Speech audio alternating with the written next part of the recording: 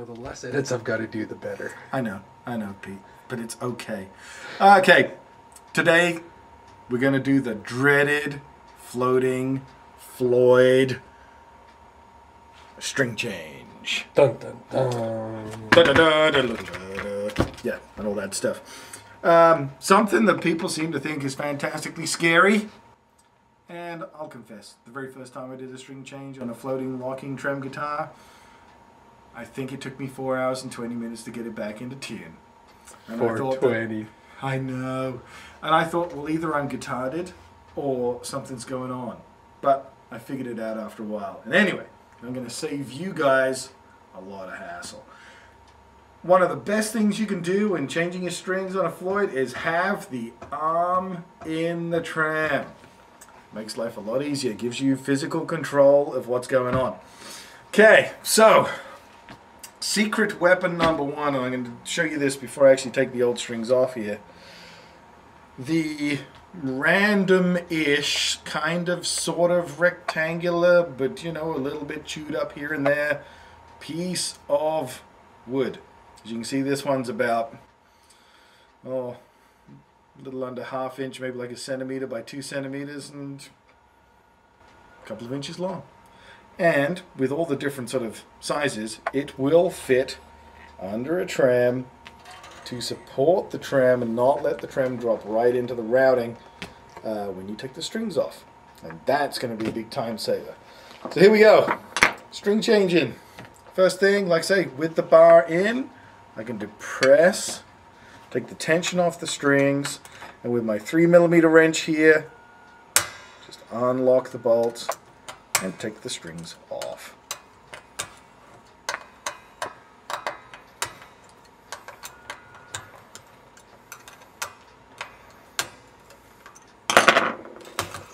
Ta-da!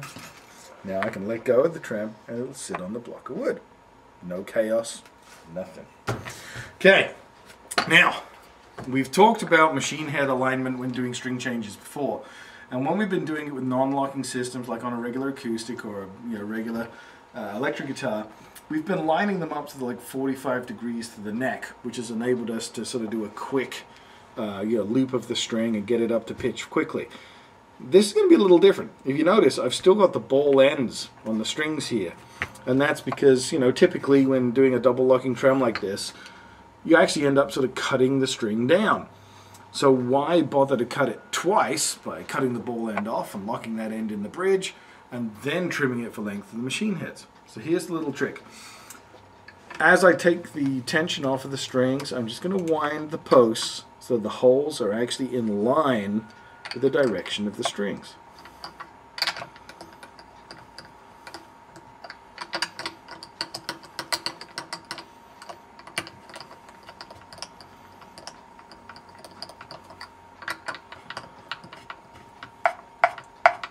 Ow! Ow! Who put that box there? Anyway, here we go. Now I can take the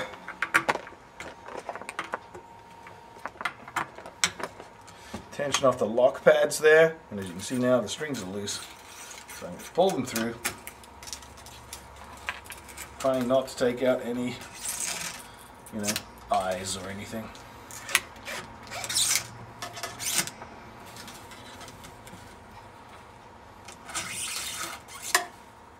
As you can see now, 6 holes in the tuner posts that are in this direction, along the length of the neck, in the direction that the strings are going to go.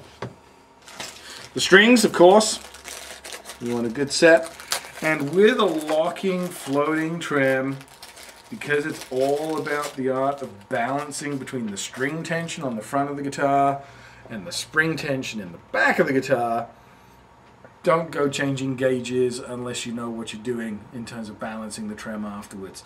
So we're assuming that we're doing a like gauge for like gauge string change right now. I always, because I'm a wimp, use 9-42s. Diodario EXL 120s are my brand of choice. Thank you. So, here we go. And here's the reason for lining up post the way I did. I'm now going to be able to just thread the string through.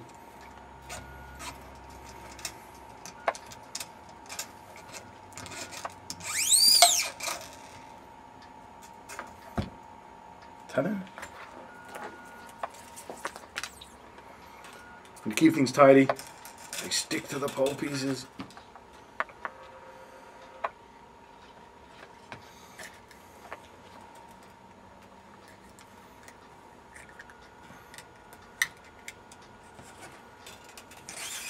Now, trimming of the strings, quite simply, use your fine tuners as a gauge. Okay, so there I am, just holding them finger tight, making sure all the ball ends are snug in the tuners there, and that's where I'm going to cut them off. Wow. That was an action shot, wasn't it, right there? That was. Okay, take the nice freshly cut end of the string, put it in the saddle. Now if you notice, the saddle has a groove for the string to go in, so use that to your advantage to help you center the string. You don't want to be sort of bolting the string in off to one side, so just lean the string towards the groove and then pinch it up. And the one thing to remember, these are not huge bolts. You're not putting tons and tons of tension on the strings. You do not have to use both hands to crank on the bolt, crank on the wrench. You do not have to do it up until it snaps and then back it off half a turn. Thumb pressure is enough.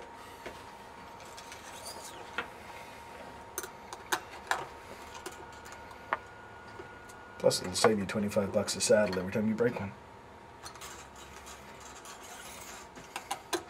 Back to the string winder. Okay, just putting a little bit of finger tension on the string to keep it organized, and start winding.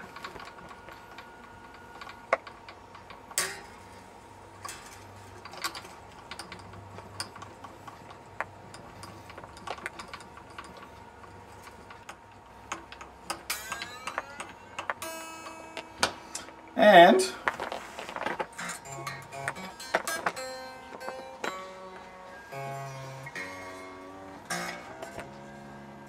just roughly get them up to pitch, and now I can take my block out from under the trem. The trem is still sitting where I want it. It's not disappeared down into the routing. And actually nailing the tuning now with a tuner will just take me a couple of minutes, and we're done. So there you go. It's that easy. All for a block of wood. Have fun, guys.